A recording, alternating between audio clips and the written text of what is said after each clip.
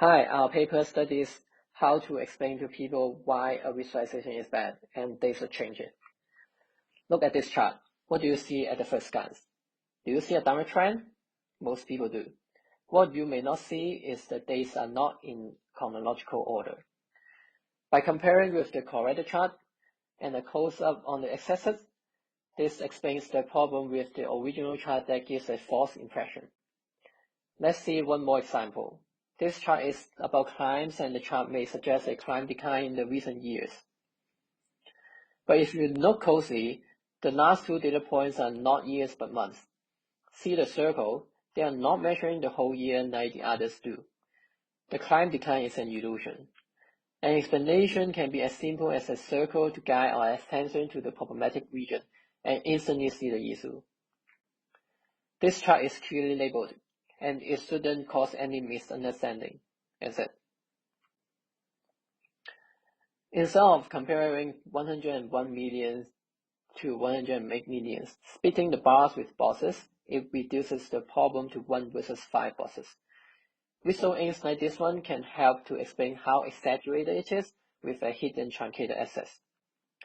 After seeing many more explanations explaining how poorly constructed visualization may mislead the readers, we are curious about how many ways are there to explain and which explanation methods is more convincing. To start our study, we searched the internet and the literature in order to have a comprehensive survey on the existing explanation methods to explain ill-formed visualizations. We collected 360 posts on the internet, including online articles, web pages, tweets, posts on social media, and etc. We have also looked into 6 books relevant to misleading visualizations, including the classics like How to Lie with Statistics by Huff, and recent books like How Charts Lie by Carroll. Besides existing explanation methods, we would like to generate new ideas. We have organized a design workshop of 16 participants to generate ideas on explaining poorly constructed visualizations. In general, there are 6 forms of explanations found in our study. The simplest forms are textual explanations. It can be a short text that includes only a brief sentence pointing out the problem. They are mostly found on social media like Twitter. Or it can be a long piece of article explaining the issues in details. These are mostly found in web pages as blog posts. Besides textual explanations, there are visual explanations. Textual and visual explanations are not mutually exclusive, they are complementary. Most of the visual explanations have text alongside them explaining the issues. Inside this category, there are 2 types of visual explanation: contrasting and marking. Contrasting puts 2 charts side by side and makes the improvement obvious. Marking draws on the chart to provide visual guidance, helping the readers to understand the problem in the chart. Correction puts the originally poorly constructed chart alongside with the improved chart. Readers can spot the differences and compare the 2 charts to see the improvement. Redraw is similar, but it changes the chart type and therefore changes the whole chart, while correction only changes the chart configurations. Both techniques make use of contrast to solve the problem of the original chart and suggest a potential fix to the readers. Marking doesn't fix the chart, but to make the issue obvious.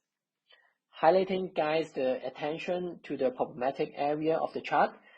It can be a circle, a zoom effect, a pointy arrow, or other forms that draw attention to a specific area of the chart. Annotation has many forms, most commonly associated with in-situ text. It provides visual assistance, helping the readers to see the contradiction or undecided properties of the problematic chart. In general, textual explanations are most common form of explanations, and most of the time a correction of the problematic chart is also provided. Sometimes other explanation methods are used to explain the issues. On top of the common existing explanation methods, we would like to add one more explanation method to our evaluation study, which is explorable explanations. Explorable explanations have been effectively used in explaining different subjects, including engineering, economics, mathematics, and other subjects. Instead of reading passively, readers can actively interact with the simulations and see the changes. It encourages exploration of different parameters and settings to get a deeper understanding of the topic. In our scenario, we make the charts configurable that the readers can change the chart settings interactively and see the changes.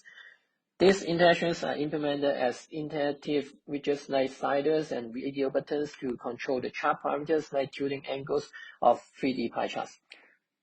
There are two goals to achieve with explanations. Most of the explanations wanted the readers to learn that next time when they see a misleading visualization, they can distinguish it and call it out. The second goal is to convince the readers to realize the problem when they are creating a similar visualization and change their design. Therefore, we conducted two crowdsourced studies on these two aspects, teaching and persuading. The first experiment is a controlled experiment comparing the participants' ability to distinguish. We measure their performance on distinguishing good and misleading visualizations between pre and post-intervention, which the intervention is the exposure to the explanations. We have implemented 5 different explanation methods on 5 different types of issues. These 5 types of issues cover different design choices related to choosing chart types, color schemes, access, and aesthetic decorations. And the 5 explanation methods include those we have found in the survey, textual and visual explanations, as well as explorable explanations. The results show that participants have improved their abilities in distinguishing misleading visualizations after exposing to the explanations. But we have found no significant results regarding explorable explanations being more effective than the other forms of explanations. In the second experiment, we evaluated the persuasiveness of different explanation methods. In the first phase, we provided 2 designs of the same chart and asked the participants to pick the better one. In the second phase, we tried to explain with different explanation methods and persuade the participants to change their choices. And then we measure whether they accept our suggestions or not. The results show a high data variation. Although the condition of adding annotations on top of corrections stands out in the confidence interval plot, statistical test shows that there is no significant difference. Therefore, we cannot make any conclusion regarding the effectiveness across different explanation methods in persuading the readers. Same for explorable explanations, we cannot draw any conclusion.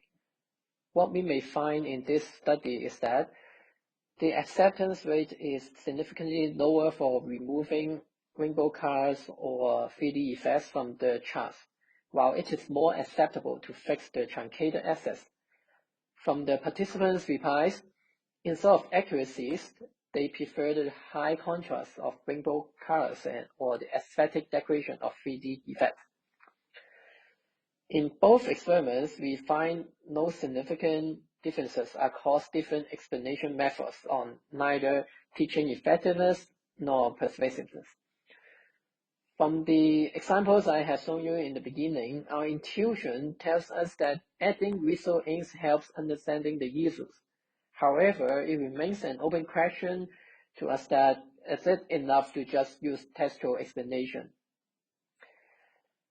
If you're interested, you may find the details of our study in our paper. Thank you.